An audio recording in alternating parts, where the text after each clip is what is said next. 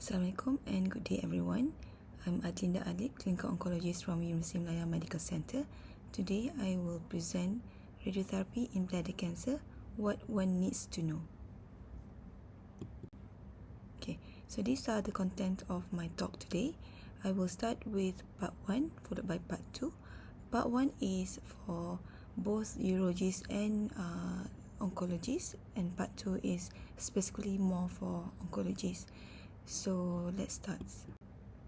This slide shows the evolution of the treatment for bladder cancer. Radical cystectomy and pelvic lymphadenectomy was first described in 1949, and cisplatin was discovered in 1965 before MVAC, another chemotherapy regimen in bladder cancer, was introduced in 1985. The idea of three-modality therapy was introduced in 1993, and in 2005 ABC meta-analysis confirms the 5% 5-year survival benefit of neoadjuvant chemotherapy and subsequently in 2016 the immunotherapy came into the scene for the treatment of bladder cancer. So what are the roles of radiotherapy in bladder cancer?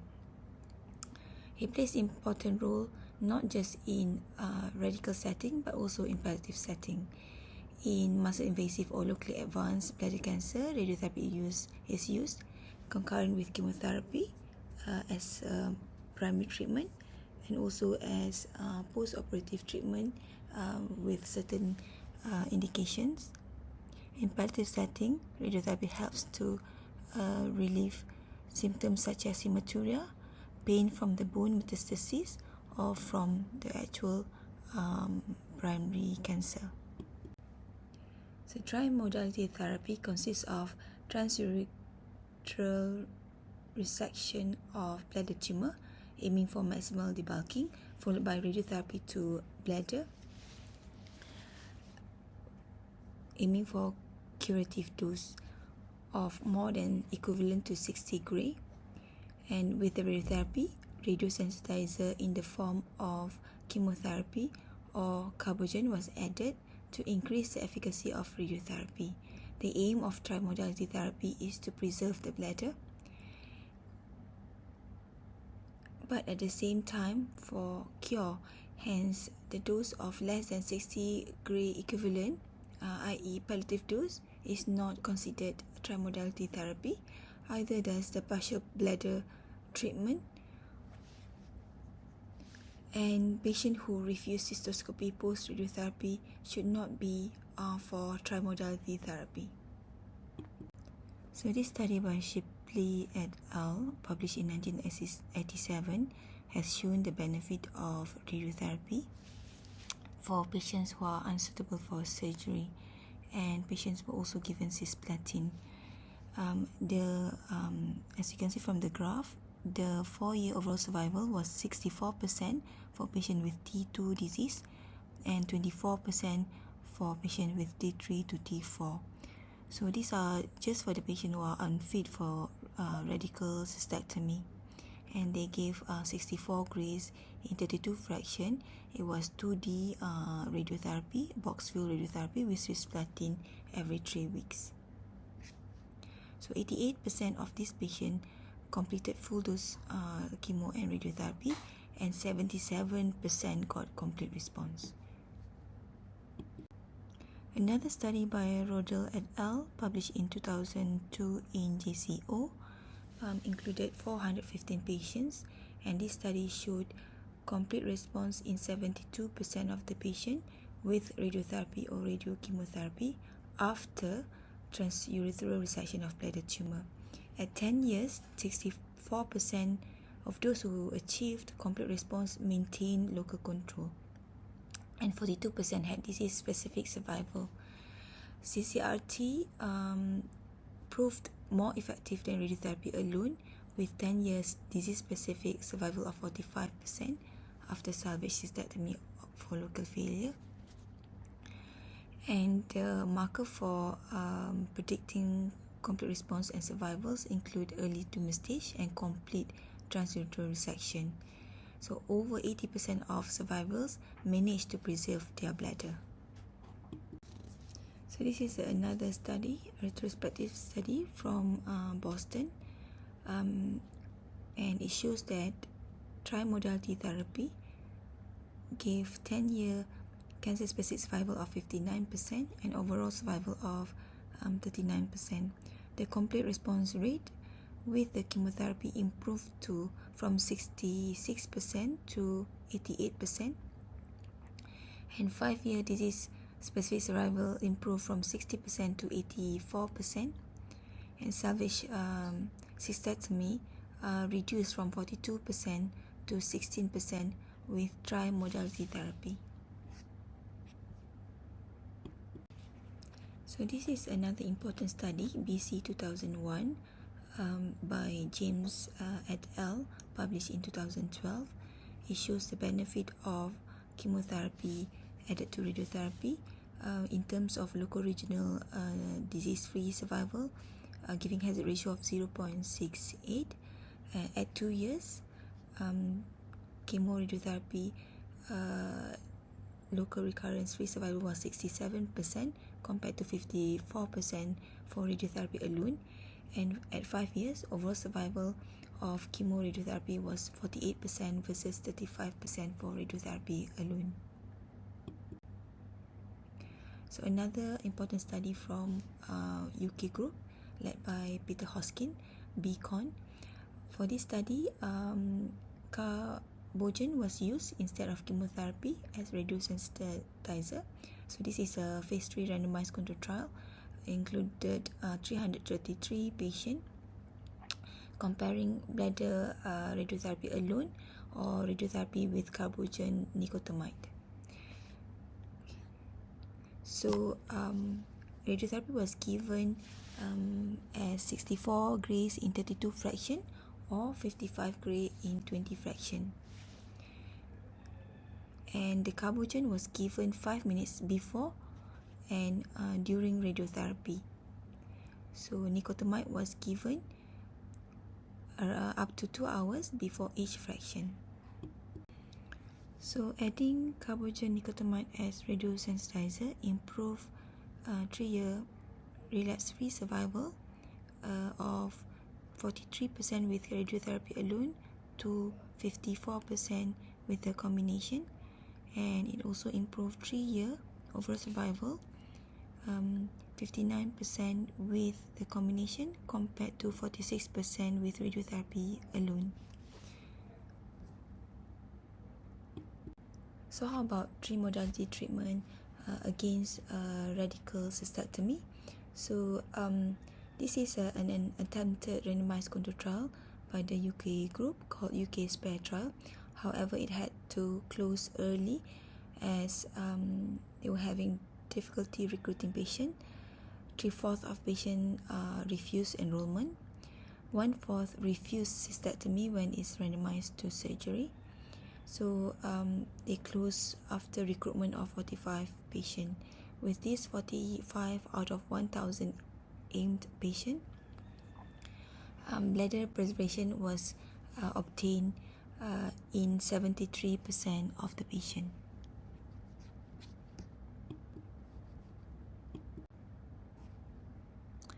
So as there are no randomized control trial that was successful, this is a simulated randomized control trial where they use multi-institutional propensity score match and weighted analysis.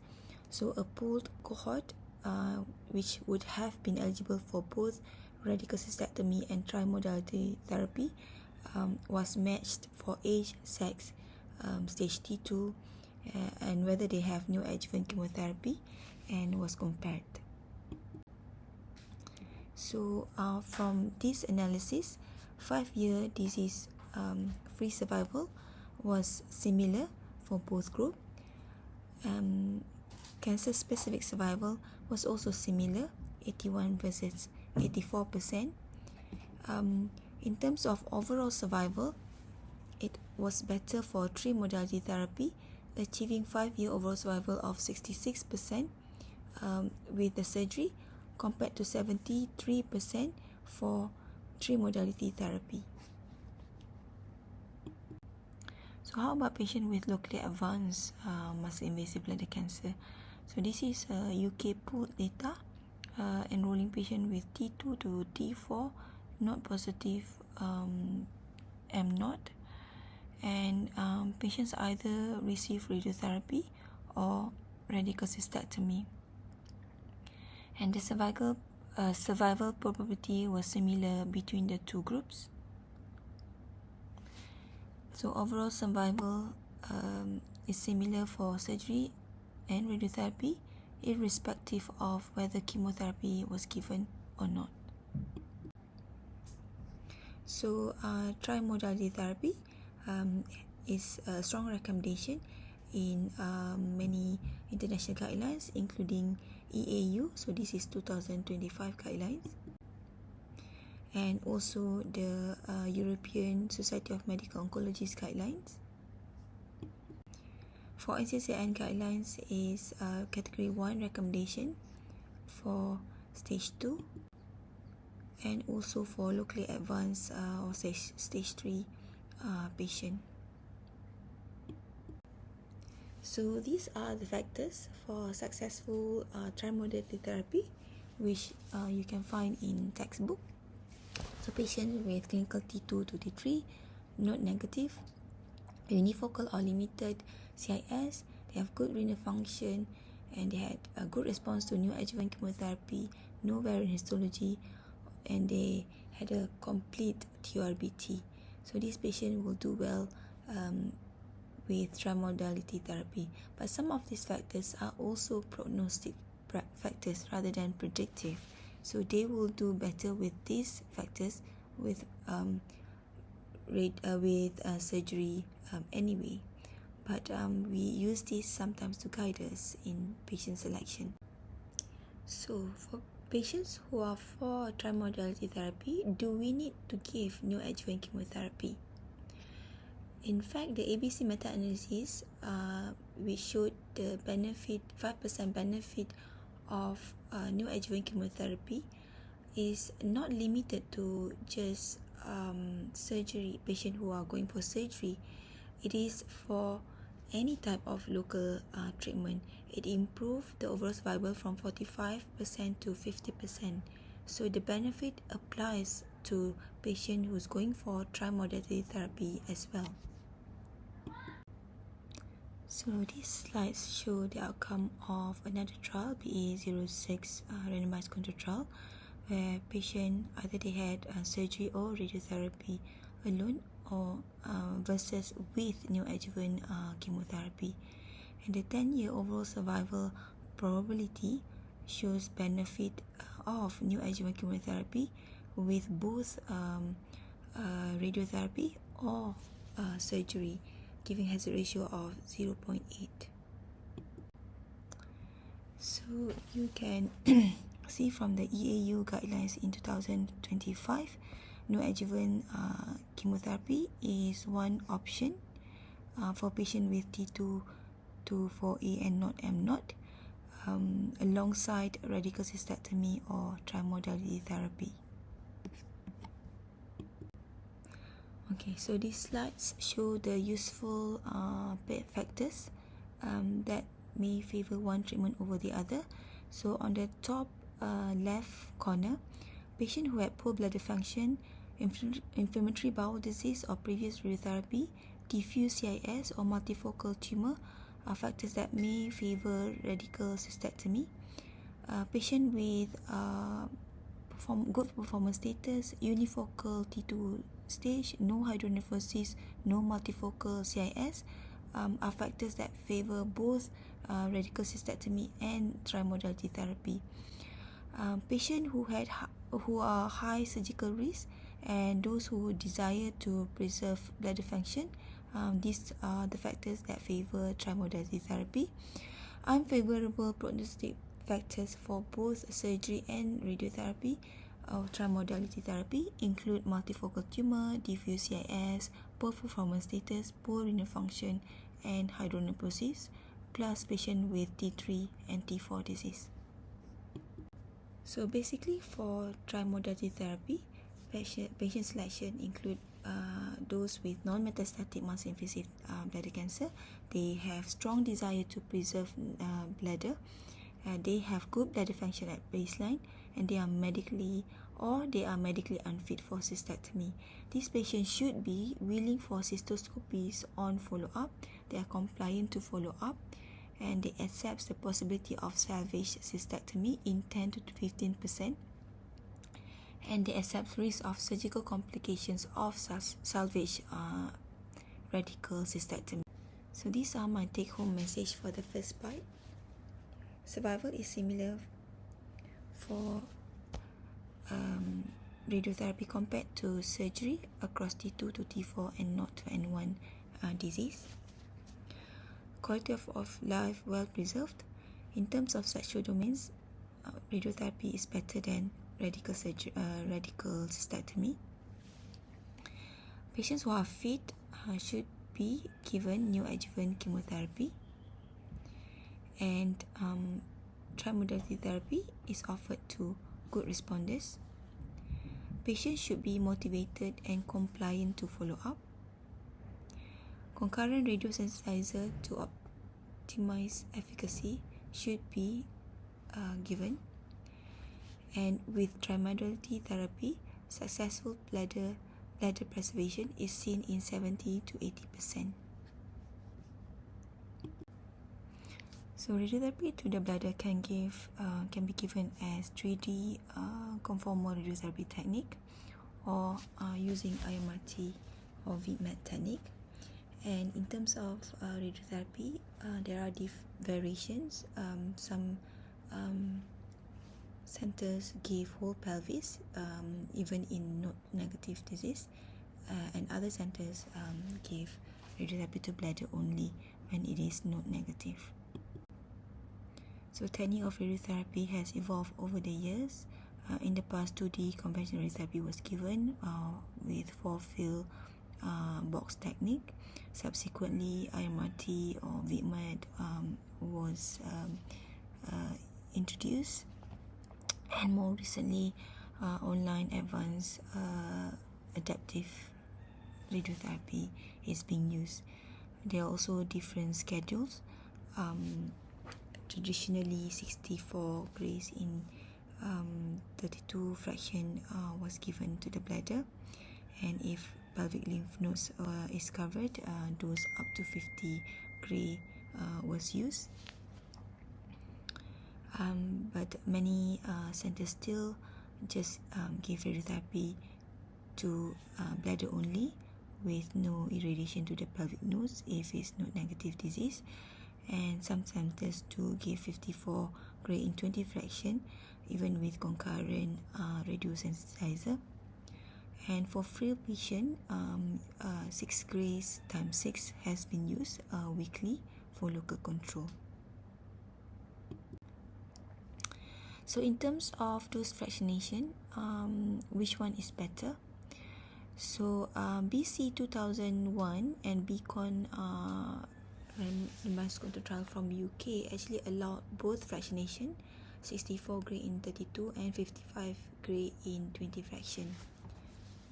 So what they did was so when they analyzed the two studies, and in combination, they found that local control is better with hypofractionation, but overall survival is similar between the two, and late toxicity was found to be similar with either fractionation. So this slide shows the experience from Tata Memorial, where they transitioned from the dose 64 gray in 32 between 2014 to 2020 to 55 gray in 2021 to 2023. So they actually give pelvic radiotherapy, not just bladder. And what they found was there was no acute grade 3 toxicity. Grade 2 GI acute toxicity is higher in the hypofractionation group, but late toxicity was similar. So 2-year local control was 89%, disease-specific survival of 88% and overall survival of 85%. And this study from UK is a phase 2 trial, RADAR, where they look at the whole bladder radiotherapy, either 64 or in 32 or 55 in 20, compared to standard adaptive radiotherapy or dose escalated adaptive radiotherapy. I will discuss this further later. So the question is whether we should give bladder only or whole pelvic radiotherapy for and not disease. So this is a single center randomized control trial from Pakistan involving 230 patients. They gave 45 gray in 25 fraction to the whole pelvis or bladder only, and added 20 gray to the in 10 fractions to the bladder. And what they found was there's no difference in terms of outcome when they look at overall survival. So this is another study from Canada, where they pulled 599 patients and compare whole pelvic radiotherapy and bladder only. And what they found was, in terms of cancer-specific survival, the whole pelvic radiotherapy gave advantage, giving hazard ratio of 0.66. The prognostic factor for both cancer-specific and overall survival that they found in the study include pelvic radiotherapy, of course, good performance status, T-stage, hydronephrosis, and neoadjuvant chemotherapy. So, do we need to treat the whole pelvis or not? So, the arguments for bladder-only radiotherapy include: the randomized control trial was negative, the bladder-only radiotherapy in BC 2001 and BCON trials gave a good outcome, the node-only recurrence in the study was less than 10%, and there are bowel toxicity concern in terms of including the pelvis. So the arguments for the whole pelvis include data are unreliable from the only randomized control trial. The whole pelvic radiotherapy included in all RTOC trials. The benefit of pelvic RT has been seen in modern large series. If there are nodal recurrence, it's often unsalvageable, so better to treat up front. And the toxicity from especially the bowel is mainly grade 1 to 2. So we can consider to omit pelvic radiotherapy in T2 to 3A, perhaps treat mini pelvis, but patient with T3B to T4 or not positive, they do need pelvic radiotherapy up to aortic bifurcation. Okay, in getting a good planning for bladder radiotherapy, optimal planning CT need to be obtained, focusing on bladder and rectum filling. Patient education is very important. CTV, i.e. the bladder, is delineated on the CT, and MRI can be useful, especially to delineate the caudal part of the bladder. If possible, GTV is delineated using TURB description and also CT. And in terms of margin for movement, there would be larger movement in anterior superior direction compared to lateral, inferior and posterior, so different margin can be used. And RTOC atlas can be used to delineate the organ at risk and also the lymph nodes in the pelvis. The challenges in radiotherapy of bladder cancer include the geometric uncertainty of the target throughout treatment, because bladder is highly mobile and deformable with different with variation in bladder volume, shape, position, influenced by the bladder filling and movement of the other nearby organs within the fraction or interfraction. And in terms of population-based margin, it's often large, giving unnecessary normal tissue irradiation and increased toxicity, and there could be a geometric miss. So the advancement in terms of radiotherapy for bladder cancer is more towards adaptive radiotherapy. So there are plenty of publication on this. So we can see from non-adaptive radiotherapy, from the planning image, PTV margin is added, and when we review patients in terms of image guidance radiotherapy daily treatment, we can see the target, i.e. the bladder, changes in size, and also in terms of the shape.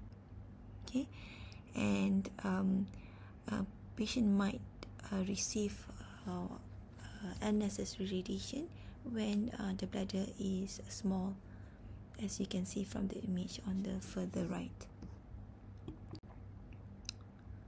So with non-adaptive radiotherapy, PTV margin of 2 cm is used for anterior and superior direction, and 1.5 for posterior, and 1 cm for inferior and lateral. Okay. MRT or VIPMAT technique is usually used with simultaneous boost to the bladder or elective nodes. CBCT is done daily, and initially a bone image was used, followed by soft tissue evaluation. Fiducial markers has been looked at with uncertain benefit at this point. So adaptive radiotherapy refers to the modification of radiotherapy plan to account for changes in patient's anatomy, for example, tumor shape and bladder filling. It aims to deliver the prescribed dose to the target with high precision and accuracy while reducing margins, hence limiting normal tissue irradiation.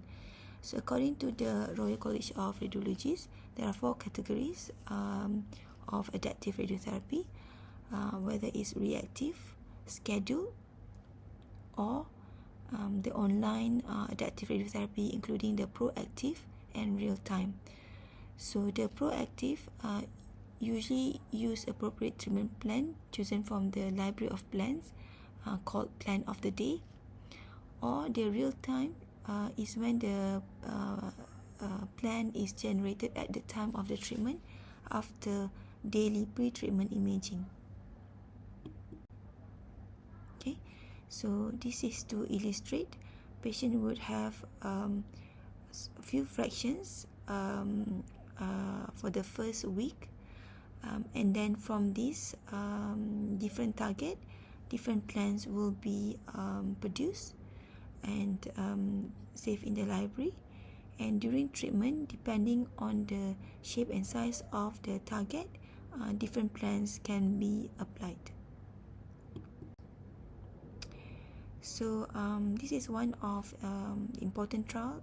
It's a phase 2 trial looking at adaptive radiotherapy, whether it's just the whole bladder radiotherapy or the adaptive standard radiotherapy, and also the dose escalated adaptive radiotherapy. So these are the results from the radio trial comparing the standard bladder radiotherapy to the adaptive radiotherapy. The standard radiotherapy to the bladder actually achieved similar results compared to the previous published studies of PC 2001, giving local region control of 65% at 2 years and 80% of invasive local regional control at 2 years.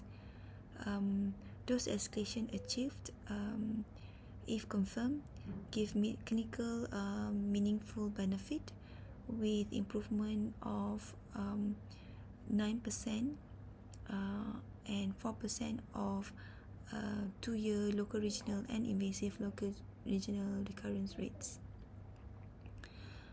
Difficult to compare with cystectomy series, as there are inherent selection biases.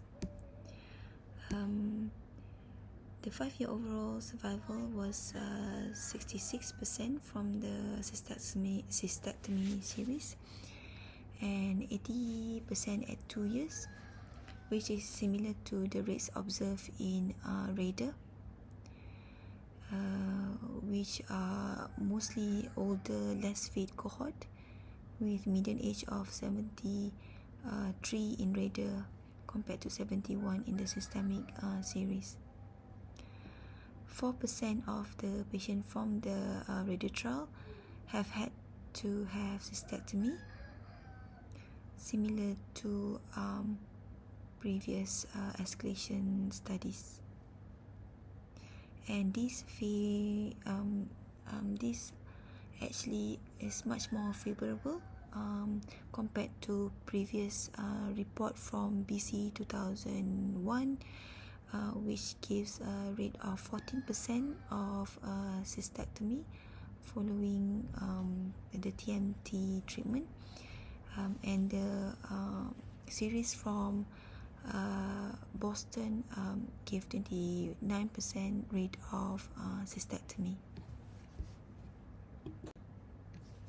So these are the organ at risk constraint for 64 grays in 32 fraction from the Raider trial. And these are the constraints for the 20 fraction schedule, which you can refer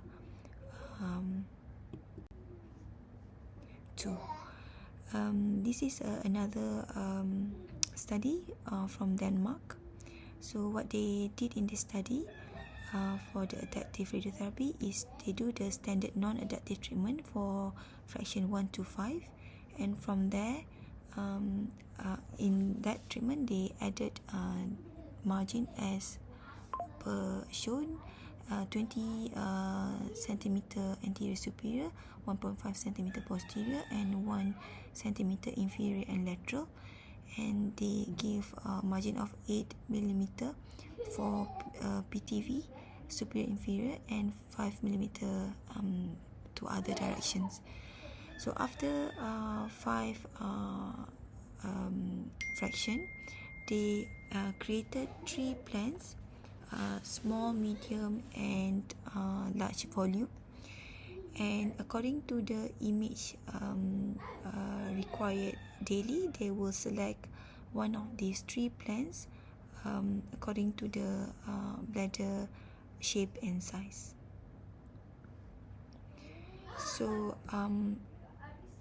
they give PTV margin of 5 mm for the adaptive radiotherapy plans. So you can see the different shape and volume of the target and the different plans that they use.